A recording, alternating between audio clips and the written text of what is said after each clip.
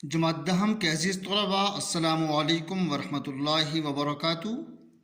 امید کرتا ہوں کہ آپ سب خیریت سے ہوں گے اور آپ نے اس سے پہلے لیکچر کو اچھی طرح ذہن نشین کر لیا ہوگا۔ اب ہم اپنے نئے لیکچر کا آغاز کرتے ہیں۔ آج کا ہمارا یہ لیکچر دوسرے سیشن کا 13واں لیکچر ہے اور یہ لیکچر آیت نمبر 37 اور 38 دو آیتوں کے لفظی اور بامحاورہ ترجمے پر مشتمل ہوگا۔ تو آئیے آغاز کرتے ہیں۔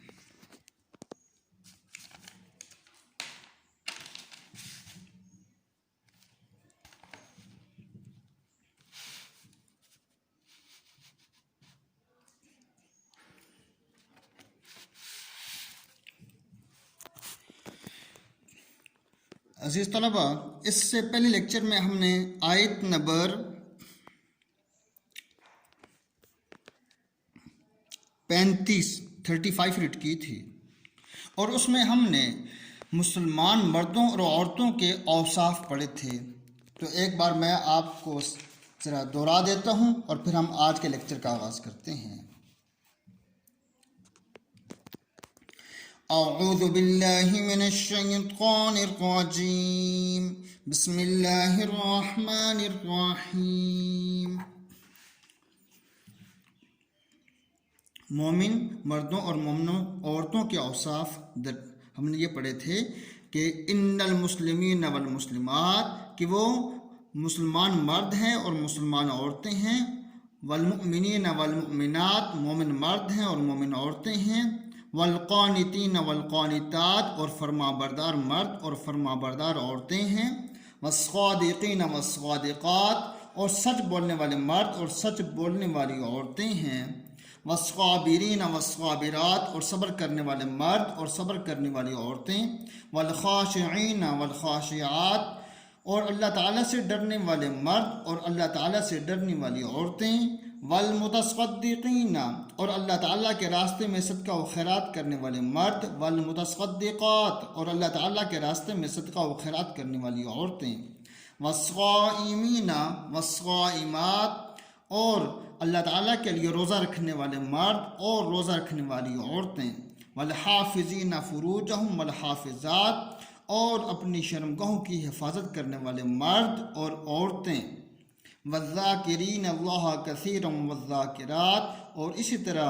اللہ تعالیٰ کا کثرت کے ساتھ ذکر کرنے والے مرد اور ذکر کرنے والی عورتیں۔ اعد اللہ لہم، اللہ تعالیٰ نے ان کے لیے تیار کر رکھا ہے، مغفرتاً، مغفرت یعنی کہ بخشش، و اجرا عظیمہ، اور اجر عظیم تیار کر رکھا ہے۔ تو عزیز طلباء، اس طرح یہ تقریباً کل 10 اوصاف ہوئیں مسلمان مردوں اور مسلمان عورتوں کی۔ چلیں اس سے آگے ہم اگلی آیت ہم شروع کرتے ہیں۔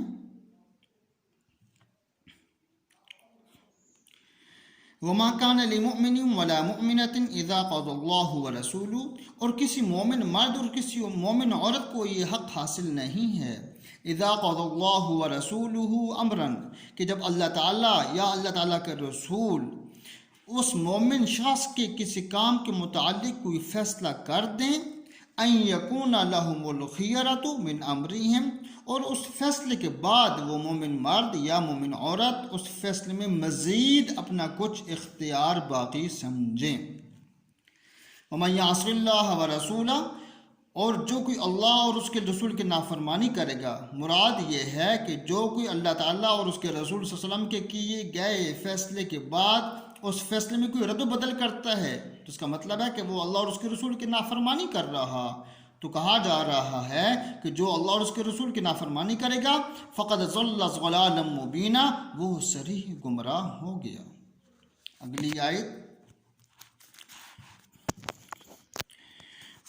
وَإِذْ تَقُولُ لِلَّذِي أَنْعَمَ اللَّهُ عَلَيْهِ وَأَنْعَمْتَ عَلَيْهِ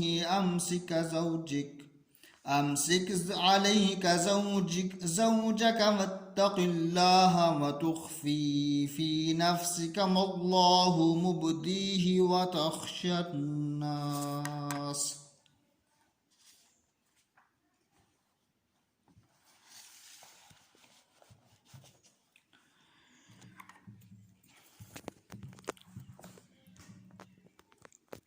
بامحاورہ ترجمہ، اور جب تم اس شخص سے جس پر خدا نے احسان کیا اور تم نے بھی احسان کیا، یہ کہتے تھے کہ اپنی بیوی کو اپنے پاس رہنے دے اور خدا سے ڈر، اور تم اپنے دل میں وہ بات پوشیدہ کرتے تھے جس کو خدا ظاہر کرنے والا تھا، اور تم لوگوں سے ڈرتے تھے۔ عزیز طلباء، اب لفظی ترجمے کی طرف آتے ہیں۔ بھرپور توجہ کے ساتھ اس لیسن کو سننے کی کوشش کیجیے گا تاکہ آپ کو اچھی طرح سمجھ آ جائے۔ وَإِذْ تَقُولُ، اور جب، وَإِذْ تَقُولُ، اور جب، تقول آپ کہتے تھے، لِلَّذِي، اس شخص سے،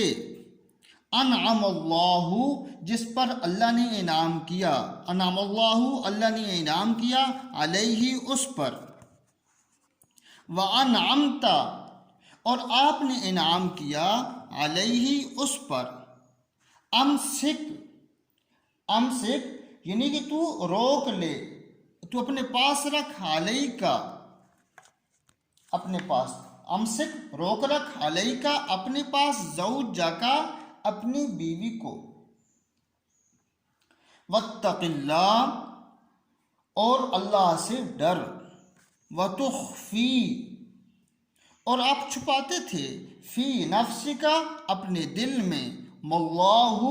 جس کو اللہ تعالی مبدی ہی ظاہر کرنے والا تھا، وتخشى الناس، وتخشى، اور آپ ڈرتے تھے، الناس، لوگوں سے،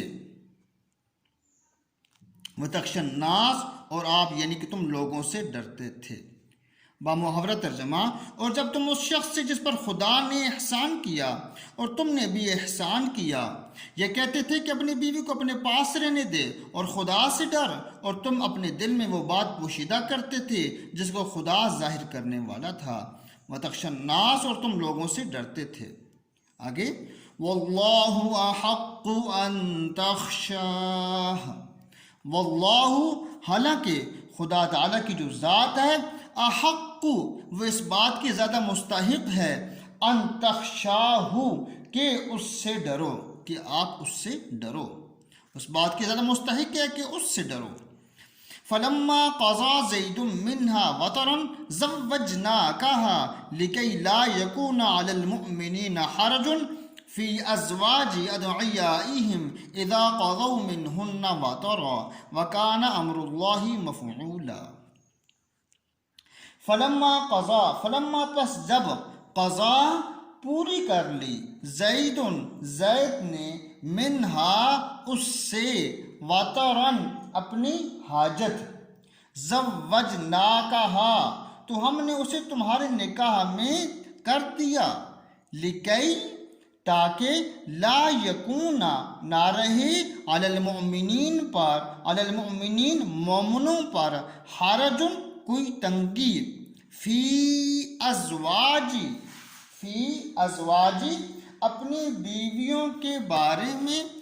ادعیائہم، یعنی کہ لیپالک بیٹوں کی بیویوں کے متعلق، ادعیائہم کہا جاتا ہے لیپالک، ہاں جی، تو زوج، بیوی، فی ازواج ادعیائہم، اپنی لیپالک بیٹوں کی بیویوں کے متعلق، اذا، جب، قضوا، جب وہ پوری کر چکے، منہن، ان سے، وطرن، اپنی حاجت،